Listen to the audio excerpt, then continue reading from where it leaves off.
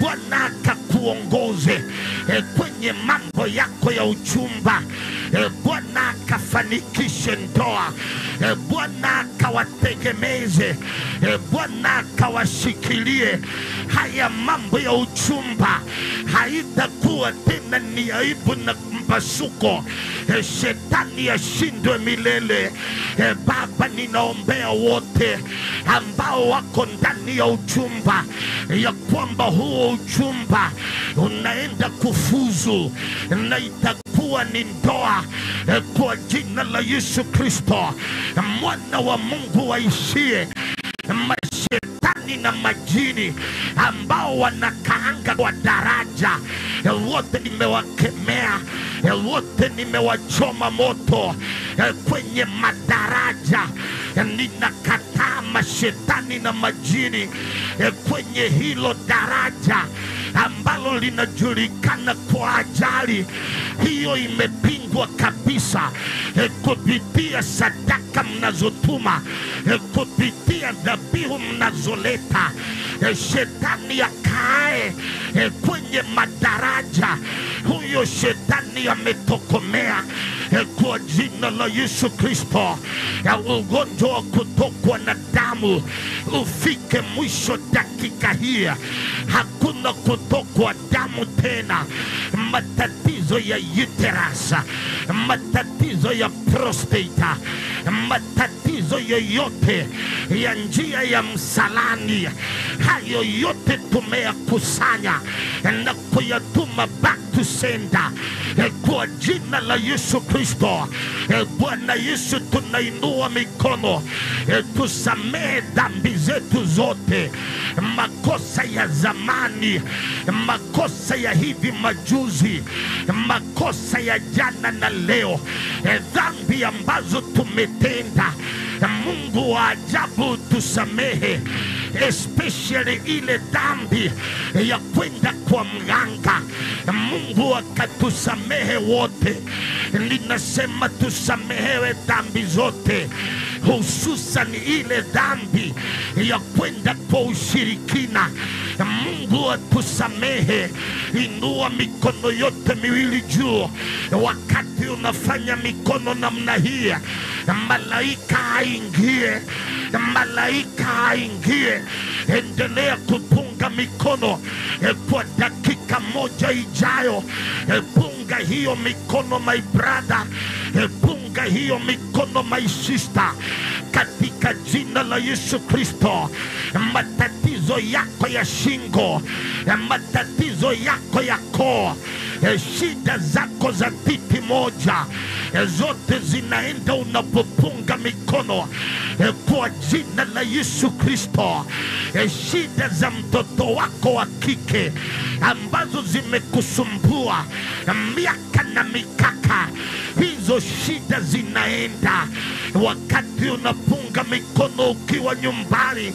Hata mwanao wa kiume anakombolewa kabisa kabisa. Baba, katika jina la Yesu Kristo, ninaitishia watumishi wako upako mpya wa kutumika kuanzia upande huu wa hema. Mikono tunapunga juu, ninakuitishia neema mpya ya kutumika. Ninakuitishia neema mpya ya kutumika. Ninakuitishia neema mpya ya kutumika. Mungu akakulinde alivyomlinda Kornelio. Maandiko yananiambia ya kwamba Kornelio baada ya kutembelewa na malaika aliambiwa atumane Petro akuje kwa hiyo nyumba.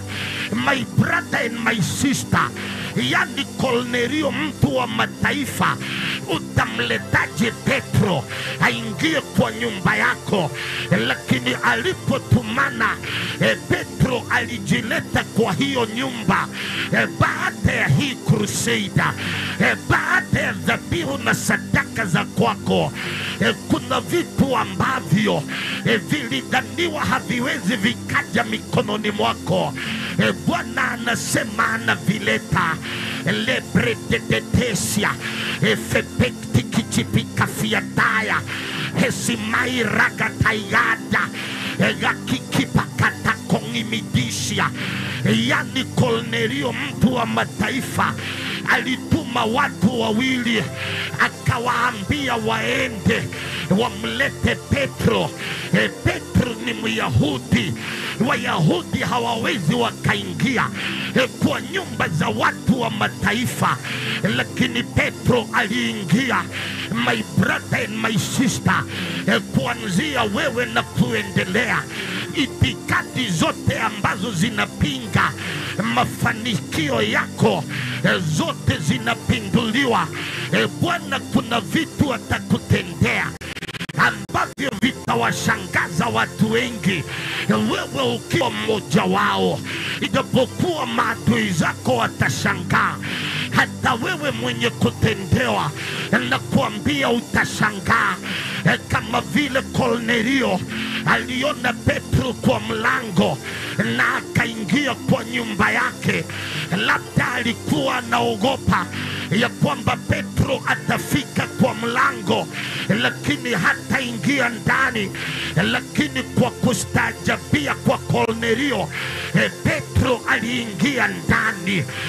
Maisha mazuri yanaingia ndani, karama za rohoni zinaingia ndani, magari mawili kwa mpigo yanaingia ndani, promotion inaingia ndani, urembo uliopoteza unaingia ndani, uzito wa afya ulizopoteza unaingia ndani, kiwanja kinaingia ndani, title deed yake inaingia ndani, shahada inaingia ndani, neema inaingia ndani. Yani Petro akaingia ndani ya nyumba ya Kornelio, maana malaika walikuwa wametangulia. Kuna neema imeingia